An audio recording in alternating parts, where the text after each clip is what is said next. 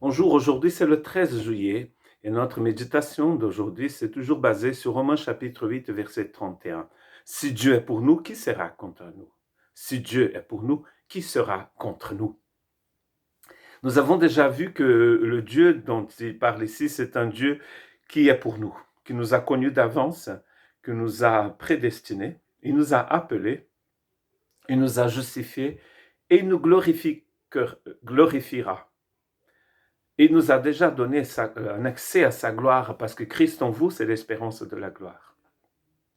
Nous avons vu que pour d'autres raisons aussi, nous savons que Dieu est pour nous.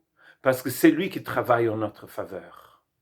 C'est lui qui a préparé tout d'avance pour que je puisse être avec lui.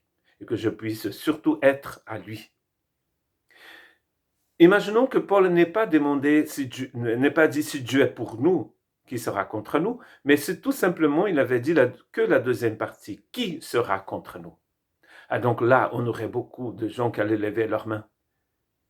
Et la première chose à lever sa main, ça serait la mort, parce que la mort est contre nous. Dans la Bible, il y a deux types de morts, la première et la deuxième mort. La deuxième mort, c'est une mort éternelle, c'est une grande abomination. La première mort, c'est la mort de ce corps.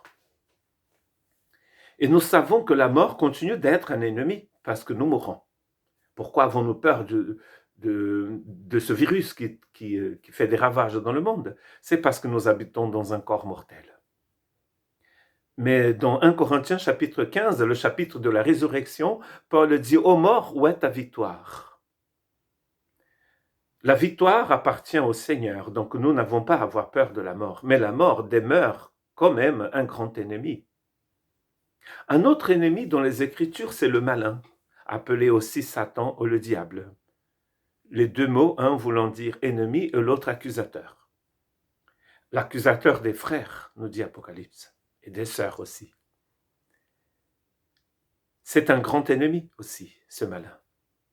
Depuis la nuit des temps, il tente en fait nos ancêtres. Et souvent nous chutons. Regardez autour de vous, l'homme chute. Car l'homme est faible, la chair est faible, et nous chutons. Sans l'aide du Seigneur et livrés à nous-mêmes, nous ne sommes pas capables de faire face au malin. Un autre ennemi, surtout dans les écrits de Paul, mais aussi de l'apôtre Jean, c'est le monde. Et d'ailleurs, dans Apocalypse, ce monde est incarné par Babylone. Dans la chute, c'est un temps tellement glorieux que tous les cieux chantent Alléluia. La victoire appartient au Seigneur. Mais ce système, ce cosmos, reste toujours un grand ennemi. Donc, qui sera contre nous? Mais la mort, Satan, le monde. Mais Paul n'a pas posé la question comme ça. Il dit, si Dieu est pour nous, qui sera contre nous? Personne ne peut être contre nous quand Dieu est pour nous. C'est pas parce que nous sommes plus forts que n'importe qui, c'est parce que Dieu qui est fort, il est en moi. Par son esprit, il habite en moi.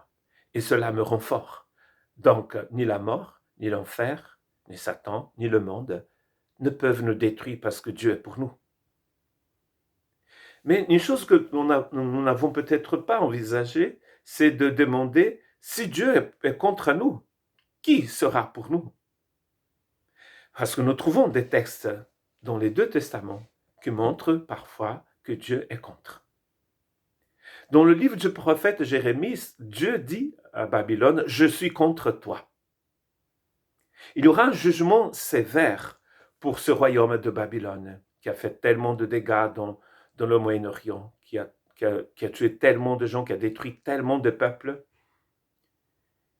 et qui, dans l'apogée de son idolâtrie, a souffert une chute terrible. Vous pouvez aller en Irak et voir cela en visitant les ruines de Babylone. Je suis contre vous, contre toi, et tu ne seras un amas de pierre. Il a des prophéties dans l'Ancien Testament contre Édom, contre l'Égypte. Et là, on voit bien que Dieu est contre. Si Dieu est même, dans le livre de Lévitique, Dieu dit à Israël qu'il faut qu'il fasse gaffe, qu'il fasse attention. parce que Dieu peut faire venir des jugements sur son peuple. Il a un jugement dans le livre du prophète Jérémie contre les faux bergers.